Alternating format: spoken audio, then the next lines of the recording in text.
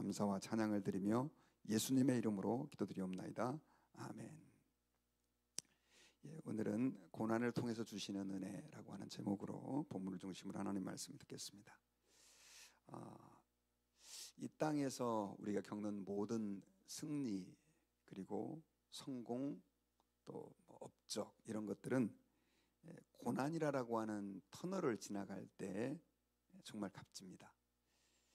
그냥 누워있다가 얼떨결에 받는 그 승리 혹은 성공 업적들은 그렇게 별로 귀한 것 같아 보이지 않습니다. 그 운동선수들의 금메달이 정말 온 국민들이 축하하고 또 기뻐할 수 있는 이유는 그 운동선수들이 금메달을 따기 위해서 흘렸던 땀과 피, 노력입니다. 예전에 김연아 선수의 발이라고 하는 제가 사진을 한번 봤는데요. 그 예쁜 김연아가 발은 얼마나 뭉개졌는지 그 연습하느라고 그 메달을 따기까지 얼마나 힘들었는지를 우리가 추정해 볼 수 있죠. 과학자들의 업적도 마찬가지입니다. 뭔가 발명 하나 하기 위해서 수백 번, 수천 번의 실패를 거듭하고 결국은 뭔가 발견해냈을 때 그 희열과 기쁨은 이루 말할 수가 없는 거죠. 전쟁의 경우도 그렇죠. 힘 있는 나라가 작은 나라를 이겼을 때 사람들은 물론 기뻐할 수 있겠지만 오히려 정말로 도저히 승산이 없는 나라가 정말 강대국을 상대로 해서 그 공격을 막아냈을 때 그 희열과 그 기쁨이라고 하는 것은 그 고통스러운 과정을 통해서 얻어낸 승리라고 하는 것은 그냥 얻어내는 것과는 비교할 수가 없는 것입니다. 우리가 이 땅에서도 뭔가 큰 승리 또 업적 성공들은 고통이라고 하는 것을 통해서 얻어질 때 더 귀한 것처럼 신앙생활도 마찬가지입니다. 신앙생활을 통해서 주님이 주시는 은혜 또 축복 또 거기서 이루어지는 성취들 이런 것들은 고난이라고 하는 터널을 지나갈 때 고난이라고 하는 과정을 통해서 우리에게 주어질 때 정말로 값지고 의미가 있다는 것이죠. 평안한 나라에서 예수님을 믿고 신앙생활을 잘하는 사람보다는 정말 핍박받는 나라에서 믿음의 자유도 없고 가족들의 핍박, 직장에서의 핍박, 또 사회적인 국가적인 핍박을 견뎌내고 믿음을 지키고 거기서 복음을 전파하는 사람들이 훨씬 더 귀하죠. 다 귀하지만 그래서 여러분 우리 그리스도인들은요 어떻게 말하면 고난이 밥이다 라고도 말할 수 있을 정도로 우리에겐 고난이라고 하는 것이 굉장히 중요합니다. 왜냐하면 예수님께서 우리에게 주신 그 구원의 놀라운 은혜도 바로 그 고난이라고 하는 과정을 통해서 십자가의 그 고통이라고 하는 어마어마한 그 고통을 통해서 우리에게 주어진 구원의 선물이기 때문에 그렇습니다. 그래서 초대교회의 사도들은 그리스도인들에게 계속해서 고난이라고 하는 것을 가르쳤습니다. 고난을 당한다 할지라도 결코 좌절하지 마십시오. 아무리 어려움이 있고 핍박이 있어도 그것은 예수님께서 가셨던 길이고 그 과정을 통해서 더 큰 승리와 영광이 주어질 것입니다 라고 권면을 했습니다. 그 베드로 전서가 기록된 배경이 네로 황제 시대라고 제가 말씀드렸잖아요. 많은 그리스도인들이 죽임을 당하기도 하고 또 재산을 빼앗기기도 하고 사람들에게 핍박을 받던 그 시대에 하나님께서는 이 베드로를 통해서 또 이 사실을 그 백성들에게 권면하고 계시는데요. 오늘 본문에서 지금 이야기하고 있는 부분도 바로 그 부분입니다. 그런데 특별히 여러분 오늘 본문은 성경에는 굉장히 난해한 구절이 몇 개가 있습니다. 아무리 풀려고 해도 풀리지 않는 구절들이 있는데 어떻게 보면 그 가운데서도 가장 어려운 구절이 바로 오늘 본문에 해당하는 내용입니다. 그래서 저도 새벽 기도 한 30분, 한 20분 말씀을 증거하기 위해서 엄청나게 많은 어제 공부를 좀 했었는데 어렵습니다. 이제 왜 어려운 이유를 좀 살펴보고 조금 이 부분은 여러분들께 성경을 좀 해석을 좀 하면서 말씀을 좀 들어야 우리가 의미가 좀 있을 것 같습니다. 자, 먼저 오늘 본문의 18절에서는요, 예수님께서 단번에 죄를 위하여 죽으사 의인으로서 불의한 자를 대신하셨으니 이는 우리를 하나님 앞으로 인도하려 하심이라. 육체로는 죽임을 당하시고 영으로는 살리심을 받으셨다. 이렇게 얘기를 하고 있죠. 자, 예수님이 우리를 위하여 죽으셨다라고 말씀하는 그 근거는 뭐냐면, 그 전에 17절에서 이런 얘기를 했어요. 선을 행함으로 고난받는 것이 하나님의 뜻일진데 악을 행함으로 고난받는 것보다 낫다. 그러니까 우리 예수 믿는 사람들은 끝까지 하나님이 기뻐하시는 선을 행해야 된다. 핍박을 받아도 고난이 있어도 하나님의 말씀대로 살아야 된다. 이거를 강조하면서 이 사실을 설명해 주기 위해서 누구의 예를 들었냐면 예수님의 예를 들은 거죠. 예수님께서 그렇게 사셨기 때문에 우리도 그렇게 견디면서 살아야 된다. 특별히 예수님께서는 여러분 이 땅에서 의를 위하여 사신 하나의 전형적인 모델이 되시잖아요. 의를 위하여 사셨던 그분이 억울하게 고난을 당하셨잖아요. 죄도 없으신 분이. 그런데 그분의 그 죽음이 결국 우리의 구원의 근거가 되었습니다. 그러면서 예수님처럼 우리가 이 땅에서 의를 위해 살아가야 된다. 선을 위해 살아가야 된다. 그것이 우리에게 복이 된다. 이런 얘기를 결국 예수님을 통해서 지금 하고 있는 거죠. 그러면서 이제 예수님에 대해서 설명하는데, 예수님은 육체로는 죽임을 당하시고 영으로는 살리심을 받으셨다라고 말하면서 예수님의 육체는 죽임을 당하셨고 그 영은 살리심을 받았는데, 이 부분이 조금 이제 다음 구절과 함께 굉장히 해석하기가 어렵고 논란이 되는 부분이에요. 왜냐하면 19절에 보면 이렇게 설명을 합니다. 그가 또한 영으로 가서 옥에 있는 영들에게 선포하니라. 이렇게 기록되어 있어요. 자, 예수님이 육체로는 죽임을 당했다라고 하는 것은 십자가에서 죽으셨다는 뜻인데, 영으로는 살리심을 받아서 그 영이 옥에 있는 영들에게 선포하셨다. 여기서의 옥은 하데스라고 하는 단어입니다. 지옥을 얘기하는 거예요. 그래서 예수님께서 십자가에서 죽으신 이후에 그 영이 살아나셔가지고 문맥으로 따지면 감옥에, 지옥에 있는 영들에게 선포하셨다. 그럼 그 지옥에 있는 영들은 누구냐? 20절에 보면 그들은 전에 노아의 날 방주를 준비할 동안 하나님이 오래 참고 기다리실 때 복종하지 아니하던 자들이다. 노아가 방주를 준비하던 때에 아무리 사람들을 권면해도 듣지 않던 사람들이 바로 그 지옥에 있는 영들이다. 그래서 오직 노아의 가족 8명만 구원을 받았다. 지금 이 얘기를 하고 있는 거죠. 이 구절은 참 어려운 이유가 뭐냐면 예수님이 지옥에 내려가 가지고 지옥에 있는 영들에게 전파하셨다. 어떤 사람은 선포하셨다. 지금 이제 복음을, 그러니까 지금은 선포라고 돼 있지만 옛날 성경에는 전파하셨다 또 이렇게 돼 있거든요. 영어로는 프리칭이라고 하는 단어로 번역됐는데, 쉽게 말하면 지옥에 있는 영혼들에게 전도를 하셨다라고도 오해가 될 수 있는 그런 말씀처럼 들리기 때문에 그렇습니다. 실제로 달라스에서 좀 달라스를 떠들썩하게 했던 목사님이 예수님은 십자가에서 죽으시고 지옥까지 가셨습니다. 이렇게 설교를 하신 적이 있어요. 그래가지고 굉장히 큰 논란을 일으켰던 적도 있습니다. 근데 여러분, 우리가 지금 매일마다 고백하는 이 사도신경에는요, 사실 우리가 한글 성경에는 빠져 있지만 영어로는 거기에 보면 뭐가 나오냐면 예수님이 십자가에서 죽으시고 지옥에 내려가사라고 하는 표현이 나와요. 그러니까 지금 우리가 한글 성경에는 그 부분을 우리가 고백하지 않습니다. 근데 이게 굉장히 복잡한 부분인데 새벽에 제가 다 설명을 드릴 수 없고, 바로 이 구절 때문에 생긴 문제입니다. 그리고 천주교에서는요, 지옥에 있는 영들에게 이 지옥을 지옥이라고 보지 않고 연옥이라고 하는 것으로 봐요. 그래서 연옥 교리의 근거가 되는 구절이 바로 이 구절이기도 합니다. 그러니 이 한 구절이 얼마만큼 많은 논란을 일으키고 있는지를 우리는 추정해 볼 수가 있죠.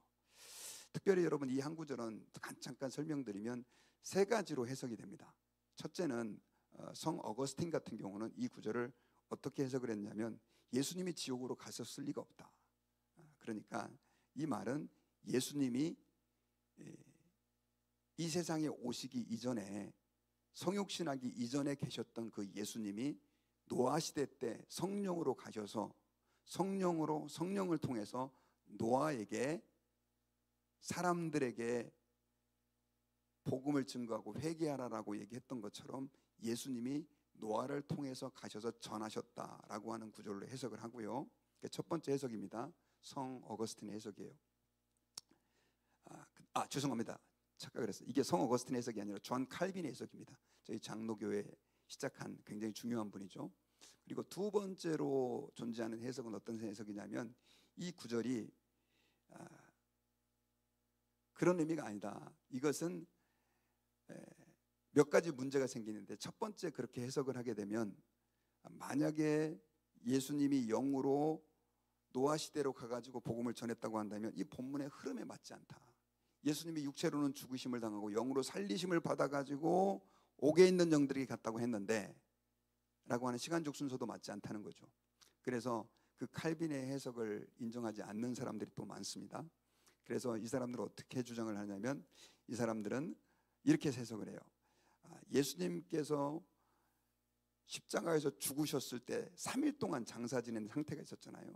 그 3일 동안 장사 지낸 상태에서 몸은 죽어 있지만 영만 부활을 했어요. 여러분, 예수님께서 완전하게 부활하신 것은 몸까지도 부활한 것입니다. 그러나 그 전에 그 갭이 있었는데 영이 부활하셔가지고 그 영이 지옥에 있는 영들에게 가서 선포를 했다는 거예요. 그 문자 그대로 이해하는 거죠.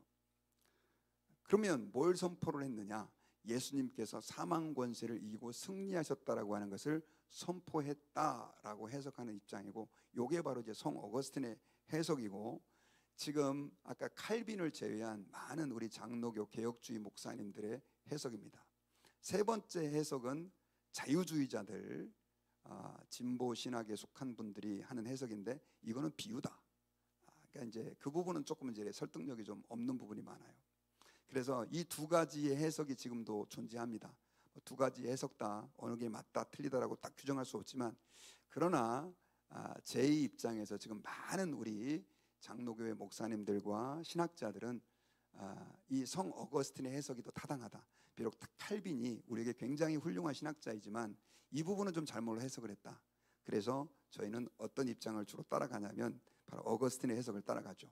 그러니까는 예수님께서 옥에 있는 영들에게 가가지고 승리를 선포하셨다. 그래가지고 제가 어제 이것 때문에 계속해서 하루 종일 비교해봤어요. 제가 좀 그런 게 좀 있어가지고. 근데 제 생각에도 그 해석이 훨씬 더 타당한 것 같아요. 그러나 정확한 해석은 사실 우리가 알 수가 없어요. 두 해석이 다 존재하니까 천국 가면 꼭 하나님께 적어놨다가 물어볼 중요한 주제이기도 합니다.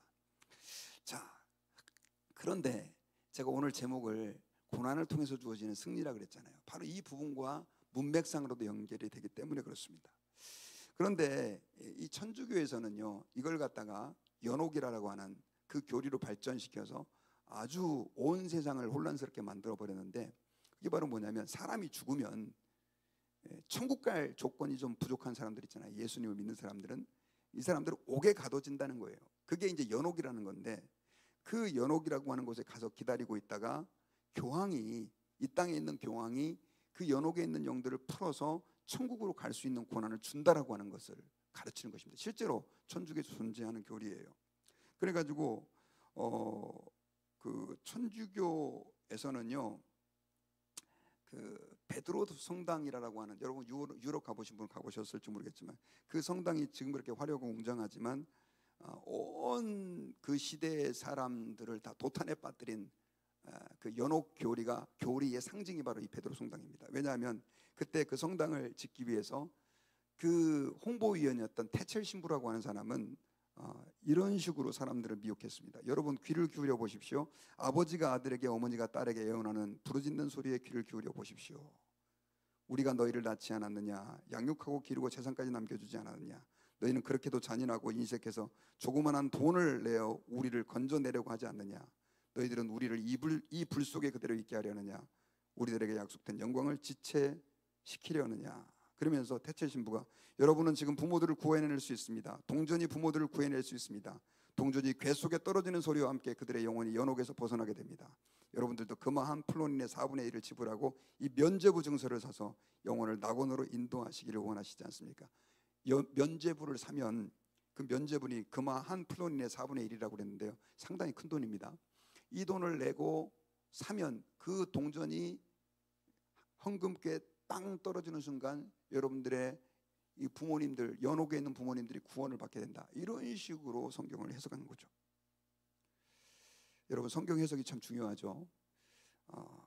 그렇게 사람들을 미혹한 겁니다. 그래서 그 백성들의 피를 빨아서 지은 그 성전이 유럽에 있는 베드로 성당입니다. 자, 뭐 이거는 조금 이제 얘기고요. 조금 본문과 관계해서 자, 다시 이제 돌아오겠습니다. 어쨌든 이렇게 성경이 잘못 해석이 되는 경우도 많은데 오늘 본문에서는 이 구절은 예수 그리스도의 승리를 선포하신 사건으로 여러분들이 이해하시면 좋을 것 같습니다. 자, 오늘 그 본문에서 예수 그리스도의 그 승리를 선포하면서 자, 노아의 방주의 사건을 그럼 왜 하필이면 인용을 했느냐? 자, 예수님이 지옥에 있는 영들에게 가서 승리를 선포했다라고 하는 것을 그대로 받아들인다고 한다면 왜 예수님께서는 하필 오늘 본문에서는 방주의 날 준비할 동안 순종하지 않았던 사람들에게 선포했다고 했느냐? 그 이유는요, 성경 역사에서 어떻게 말하면 가장 외로운 길을 갔던, 믿음으로 의로운 길을 갔던 한 사람을 뽑으라고 한다면 우리는 누구를 뽑을 수 있냐면 노아를 뽑을 수 있습니다. 온 시대 사람들이 다 믿지 않았잖아요. 그리고 하나님은 홍수로 세상을 심판한다고 그랬고, 그런데 노아는 그 수많은 사람들의 핍박과 반대와 조롱에도 불구하고 몇 년 동안 방주를 지었죠? 120년 동안 방주를 지었습니다. 노아가 걸어갔을 그 외로운 길을 한번 생각해 보라는 거죠. 그리고 결국 그들은 멸망당하고 말았잖아요. 지금 베드로전서를 읽고 있는 이 초대교회 성도들이 바로 그 입장에 있다는 거죠. 예수님을 믿는 사람들이 죽임을 당하고 조롱을 당하고 바보 천치 취급을 받았고 원시인 취급을 받는데도 불구하고 끝까지 이 복음을 위해서 이 진리를 향해서 걸어가라. 결국 노아가 그 가족과 함께 구원받은 것처럼 소수의 사람만 구원받았지만 너희들이 그렇게 하나님 앞에 승리와 영광을 쟁취하게 될 것이다. 예수님도 바로 그 길을 가시지 않냐. 이게 오늘 본문의 메시지라는 것입니다. 그러면서 물을 얘기했는데 이 노아의 홍수 사건을 세례와 비유적으로 비교하면서 노아의 이 세례 사건이, 노아의 이 심판 사건이 물로 세상이 심판되고 노아의 8명이 구원받은 것처럼 우리가 세례받은 것은 바로 하나님 앞에 선한 양심을 받아서 우리가 회복되는 과정이다 라고 하는 것을 본문에서 얘기하고 있죠. 참 어려운 성경 구절입니다. 자, 결론적으로 말한다면 오늘 본문에서 하나님께서 베드로를 통해서 우리에게 말씀해 주고자 했던 것은 그것입니다. 결국 너희들이 고난받고 고통 가운데서 조롱 가운데서 신앙생활을 하지만 그러나 그 고통의 끝에는 승리가 있다는 거죠. 노아의 경우도 그렇고 예수님도 그렇고. 그러니 말씀에 순종하는 길이 힘들고 어려운 고난의 길이라 할지라도 결코 포기하지 말고 좁은 길이라 할지라도 그 길을 끝까지 가라라고 하는 것입니다. 여러분, 사실 구약 성경의 인물들을 생각해 보면 다 그런 식으로 얻은 명예입니다. 우리는 여러분 요즘 미국 사람들도 그렇고 또 미국으로 건너온 한인들도 그렇고 다니엘이라고 하는 이름을 많이 짓잖아요. 다니엘, 남자들은 다니엘 엄청 이름 많이 짓습니다. 근데 다니엘이 어떤 인물입니까? 혼자 유일하게 바벨론 페르시아의 포로기를 거치면서 그 수많은 조롱과 핍박 속에서도 하나님을 섬기는 그 길을 꿋꿋하게 걸어갔잖아요. 그랬을 때에 알려진 이름이 바로 다니엘이죠. 데이빗, 다윗이죠. 여러분, 다윗이 얼마만큼 힘든 길을 걸어갔습니까? 조셉, 요셉, 다 이들은요 고난이라고 하는 그 터널을 지나감으로 하나님 앞에 인정받은 사람들이라는 거죠. 여러분들은 어떻습니까? 우리가 고난을 싫어하잖아요. 고난을 회피하잖아요.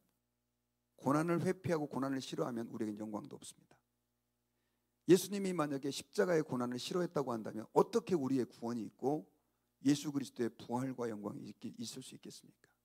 예수님은 지옥에까지 내려가셨지만 그 지옥에 내려가셔서 예수님은 승리를 선포하셨다는 거죠.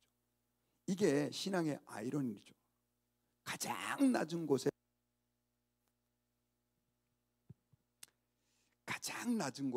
가장 큰 승리가 있다. 가장 깊은 고난의 터널에 가장 큰 영광이 있다라고 하는 것을 성경에서 말씀하고 있습니다.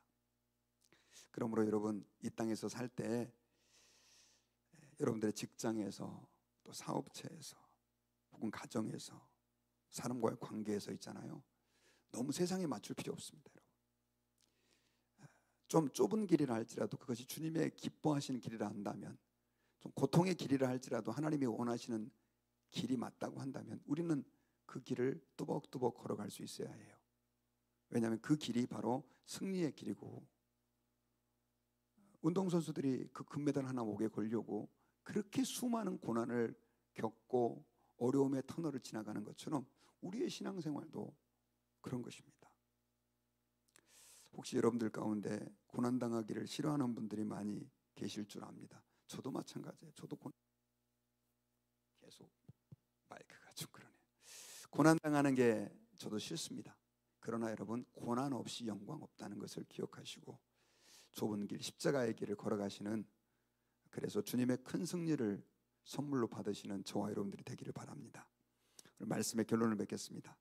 오늘 본문은 성경 전체 중에서도 가장 어려운 본문에 해당하는 부분일 수도 있습니다. 그런데 디테일한 해석도 제가 좀 드렸지만 가장 큰 흐름, 그것은 뭐냐면 선을 행함으로 고난받는 것이 하나님의 뜻이라면 그거는 가치 있고 하나님께서 우리에게 큰 승리를 주시는 것이다. 예수님이 바로 그 길을 걸어가셨다. 예수님께서는 가장 높으신 분이고 영광스러운 분이시지만 하나님의 뜻인 우리의 구원을 이루기 위해서, 우리를 하나님 앞으로 인도하시기 위해서 가장 치욕스럽고 저주스러운 십자가의 길, 죽음의 길, 저주와 멸시천대의 길까지 가셨다. 결국 그것은 망함 그리고 무너짐이 아니라 큰 승리와 성공의 길이었다는 것을 우리에게 말씀해 주고 있는 거죠. 그러므로 여러분, 저와 여러분들이요, 예수님을 믿다가 당하는 고난을 주저하지 마시고 하나님 앞에 그 고난을 기쁨으로 걸어갈 수 있기를 결단하는 저와 여러분들이 되기를 주의 이름으로 축원합니다.